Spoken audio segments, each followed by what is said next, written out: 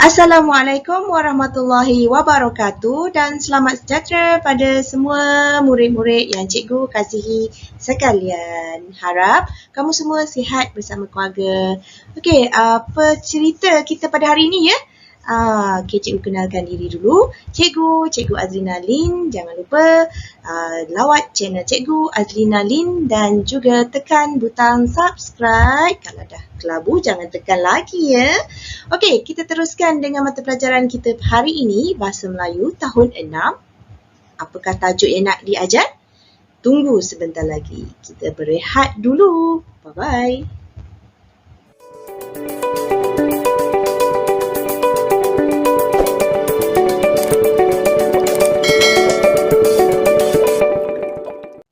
Okey, kita kembali lagi bersiaran bersama Cikgu Azlina Lin. Okey, kita teruskan dengan mata pelajaran Bahasa Melayu tahun 6.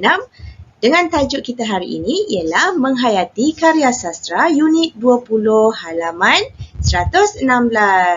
Sediakan buku teks sebelum kamu mendengar apa yang cikgu nak sampaikan hari ini. Okey, baiklah kita teruskan dengan standard pembelajaran kita pada hari ini iaitu 2.4.1 iaitu membaca dan memahami maklumat yang tersurat dan tersirat untuk membuat ulasan dengan betul. Okey, ini adalah objektif pembelajaran kita pada hari ini iaitu pada akhir PDPC, murid-murid dapat membaca dan memahami maklumat yang ada dalam petikan.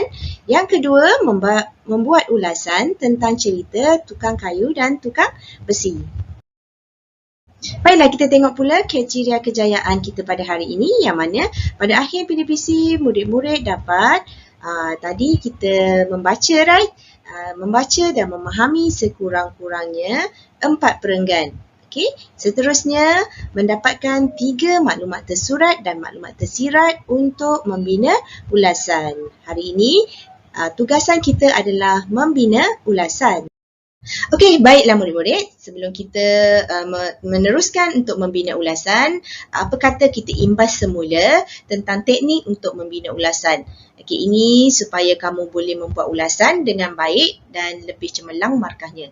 Okey, baiklah kita tengok apakah teknik yang pertama yang perlu kamu tahu iaitu kamu tengok kat bawah ni iaitu adalah pendahuluan. Okey, pendahuluan ni sangat penting kamu buat iaitu di perenggan yang pertama ambil daripada tajuk ataupun kamu boleh reka sendiri berdasarkan tajuk yang diberikan. Okey, kamu tengok yang bawah ini pula, apakah yang kedua teknik membina ulasan yang kedua ialah mempunyai isi atau maklumat tersirat dan tersurat. Ya, ini sangat penting di perenggan yang kedua lah. Okey, kalau tak ada isi maklumat ni, kamu punya ulasan tidak mendapat markah yang cemerlang. Baik pun belum tentu kamu dapat. Okey, kamu mesti ada isi untuk perenggan yang kedua. Okey, maklumat yang tersurat tidak ada masalah bagi kamu sebab apa yang kamu nampak yang diberikan dalam gambar ataupun dalam petikan, kamu boleh dapatkan itu yang tersurat. Manakala bagi yang tersirat ini adalah satu yang sukar bagi kamu nak cari. Okey, yang tersirat ini adalah yang tak ada dalam gambar, itu adalah yang tersirat. Okey, kita teruskan dengan yang ketiga. Okey, yang ketiga kalau kamu tengok dekat bawah ni, cikgu tulis adalah penutup. Ini adalah perenggan yang ketiga. Okey, yang mana perenggan yang ketiga ni kita hanya ceritakan pasal kesimpulan. Apakah kesimpulan secara keseluruhan tentang gambar yang diberikan ataupun petikan yang kamu baca, okey, secara keseluruhannya. Ini adalah perenggan yang ketiga. Okey, di sini cikgu ajar kamu ada 3 perenggan lah. Yang pertama pendahuluan, yang kedua isi maklumat tersurat dan tersirat dan yang ketiga adalah penutup. Okey. Okey, kita teruskan pula apakah kotak yang keempat ini. Kita dah cukup dah kita punya ulasan ini, tapi ada satu lagi kotak kat bawah ni. Apa ya? Kotaknya adalah penanda wacana. Okey, ini adalah sangat penting ya untuk mendapatkan markah yang cemerlang dalam ulasan dan ayat yang gramatis. Kamu perlu ada penanda wacana. Okey, penanda wacana ni kita ada 5 yang kita yang kita belajar dengan cikgu-cikgu tu, yang cikgu BM kamu, iaitu akhir antaranya.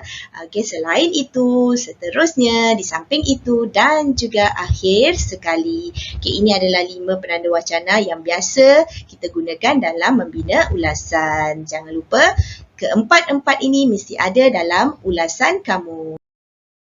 Okey, seterusnya kita tengok bagaimanakah kita nak dapatkan isi tersirat. Selalunya murid memang susah nak dapatkan isi tersirat. Okey, isi tersirat ni secara mudah kamu faham ialah yang tak ada dalam gambar tersebut adalah isi tersirat. Tapi berbeza pula dengan petikan. Petikan kita dapatkan isi tersirat dia daripada petikan tersebut. Sama ada kita dapatkan contoh ataupun seperti yang ada dalam petikan. Okey, kita teruskan.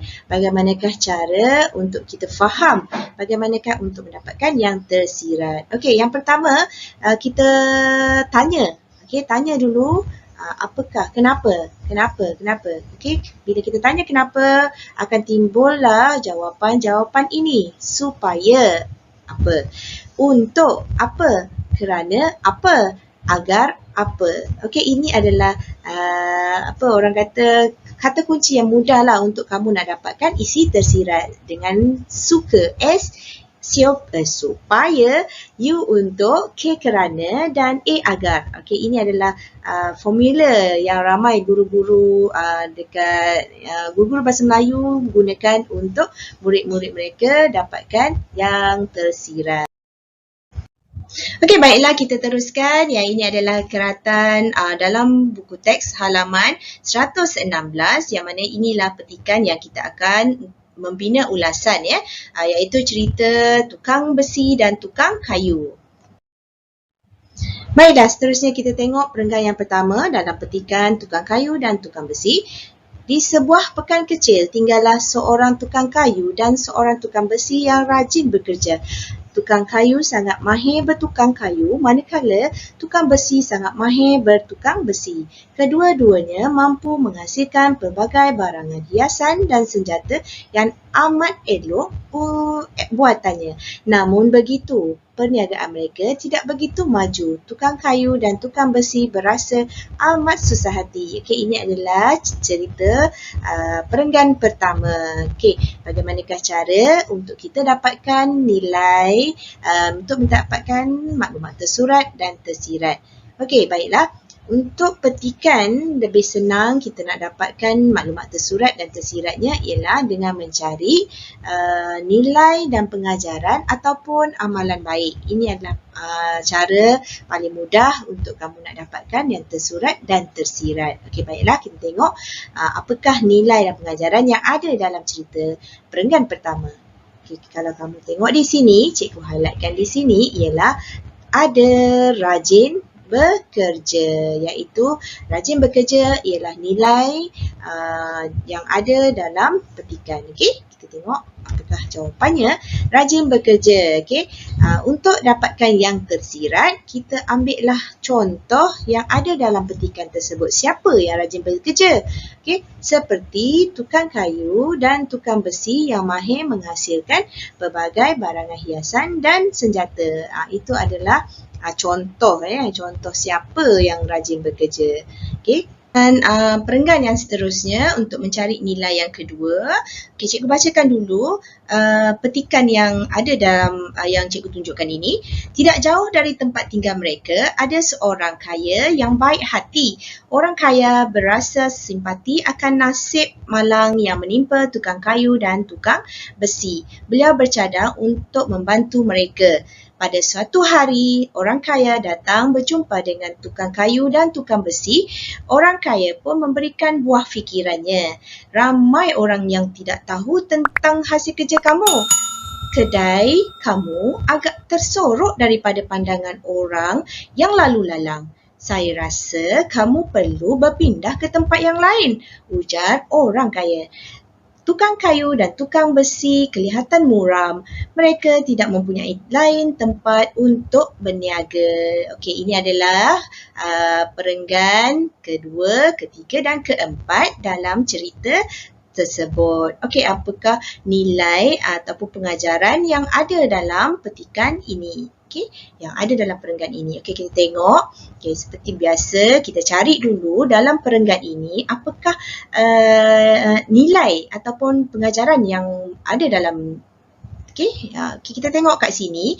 Dekat sini perenggan yang pertama, perenggan yang kedua, ayat yang pertama, kita ada kat sini adalah baik hati. Okey, baik hati ni adalah sifat yang ada pada orang kaya. Okey, sifat yang ada pada orang kaya. Okey, apakah jawapan yang saya sediakan untuk kamu, iaitu baik hati dan prihatin. Siapa yang baik hati? Okey, macam tadi cikgu cakap, untuk dapatkan yang tersirat, kena tanya siapa yang baik hati. Okey, orang yang baik hati ialah orang kaya. Contohnya, orang kaya yang menumpangkan mereka untuk berniaga di kedainya. Okey, maknanya orang kaya ni sangat baik. Dia menumpangkan tukang kayu dan tukang besi ini untuk berniaga di kedainya. Okey, baiklah kita bacakan perenggan ini untuk mendapatkan maklumat tersurat dan tersirat.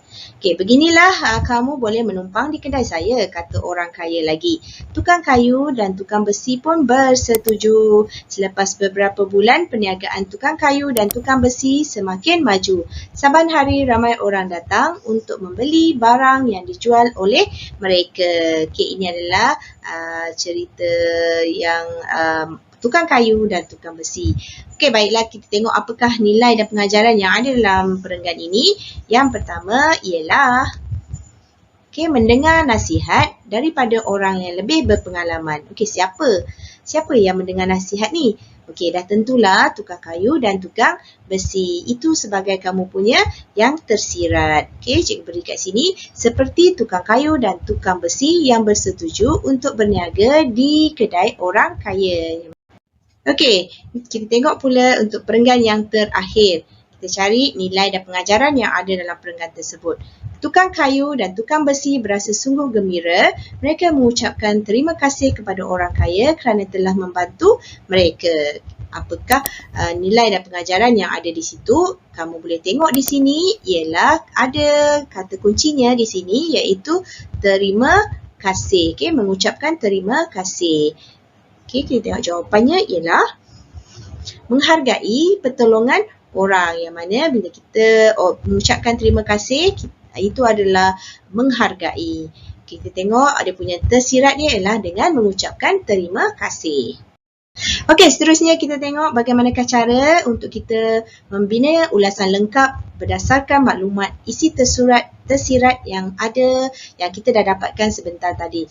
Okey, baiklah. Yang pertama, mesti ada pendahuluan, yang kedua mesti ada isi, dan yang ketiga mesti ada penutup. Ini 3 perenggan membina ulasan. Okay, kita tengok apakah pendahuluan tadi untuk ulasan ini.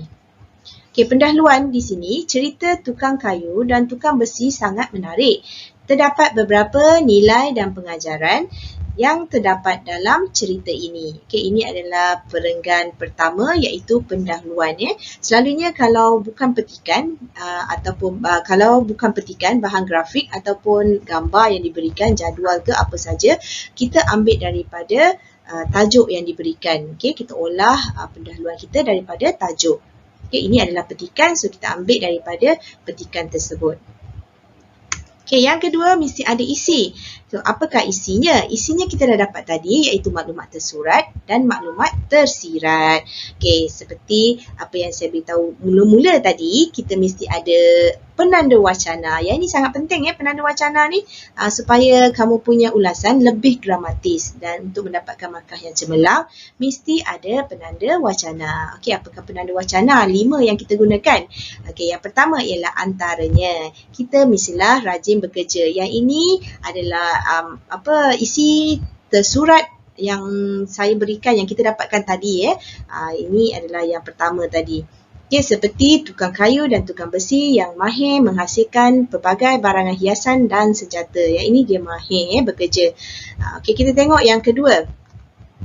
Ini isi tersurat dan tersirat yang kedua yang kita dah dapatkan tadi. Apakah penanda wacana yang kita gunakan? Penanda wacana yang kedua ialah seterusnya.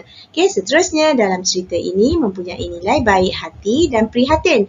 Contohnya, orang kaya yang menumpangkan mereka untuk berniaga di kedainya. Okey, ini adalah contoh sebagai tersirat. Yang warna merah itu adalah yang tersurat.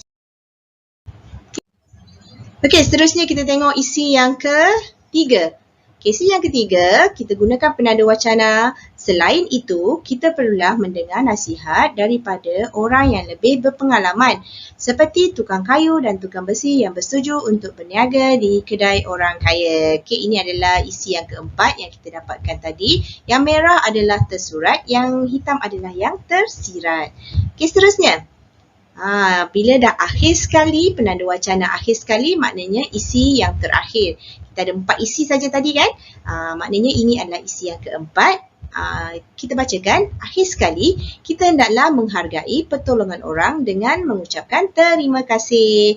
Okey, baiklah, kamu tengok yang warna merah itu adalah yang tersurat, yang hitam itu adalah yang tersirat. Yang tersirat, macam mana kita nak dapatkan? Adalah daripada petikan. Ini kalau ulasan petikan. Baiklah, kita tengok pula isi kita dah ada, pendahuluan kita dah ada. Yang ketiga mesti ada penutup. Okey, ini adalah penutup. Kesimpulannya, kita perlulah mencontohi sikap tukang besi dan tukang kayu untuk berjaya dalam kerjaya yang kita ceburi. Okey, kita simpulkan semuanya sekali. Apakah sikap yang baik yang boleh kita contohi? Okey, itu adalah kesimpulannya. Sikap yang ditunjukkan oleh orang kaya juga ialah contoh terbaik yang boleh diteladani. Okey, kita dah sampai sesi akhir pembelajaran kita pada hari ini. Jangan lupa, apa yang kita belajar hari ini ialah membina ulasan dengan mencari maklumat tersurat dan tersirat berdasarkan petikan. Apa yang cikgu harapkan kamu faham dan boleh membina ulasan dengan baik. Okey, untuk mendapatkan ulasan yang baik dan juga cemerlang markahnya, istilah gramatis ayat kamu dengan menggunakan penanda wacana. Okey, jangan lupa ya, kita ada 5 penanda wacana iaitu antaranya, selain itu, seterusnya, di samping itu dan akhir sekali. Ini 5 penanda wacana harus diingat dan perlu digunakan dalam membuat ulasan. Okey, baiklah. Terima kasih cikgu ucapkan. Terima kasih cikgu ucapkan pada semua murid-murid yang sudi mendengar dari awal sehingga akhir sesi pembelajaran kita pada hari ini. Cikgu harapkan kamu dapat menekan satu butang like, toing satu, dan memberikan komen yang membina serta subscribe channel Cikgu Azlina Lim. Tekan butang subscribe tu ya. Kalau dah kelabu jangan tekan lagi nanti kamu tak dapat notifikasi. Jangan lupa juga tekan loceng supaya kamu dapat notifikasi tentang video-video terbaru cikgu. Kita jumpa lagi pada minggu hadapan di lain hari, di lain masa. Assalamualaikum dan bye-bye semua. Jumpa lagi.